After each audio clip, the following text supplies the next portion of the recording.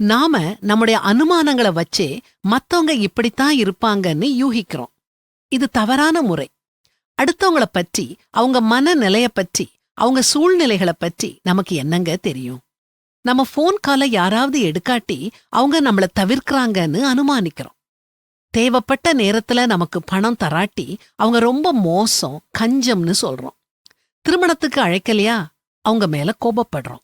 நம்ம பிறந்த நாளுக்கு வாழ்த்து தெரிவிக்கலையா கவலைப்படுறோம். ஃபேஸ்புக்ல நம்ம போஸ்டுக்கு கமெண்ட் கொடுக்கலையா அவங்கள வெறுக்கிறோம்.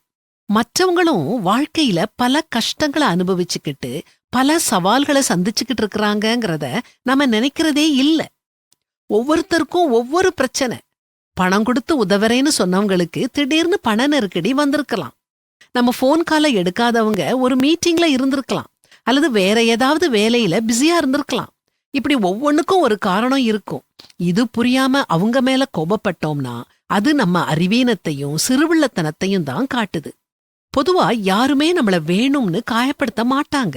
ஒவ்வொன்னுலயும் குறை கண்டுபிடிச்சுக்கிட்டு நட்பையும் உறவையும் விட்டுறாதீங்க. ஏமாற்றங்களை சகிச்சுக்கிட்டு நட்ப வளருங்க. குற்றம் பார்க்கில் சுற்றம் இல்லை.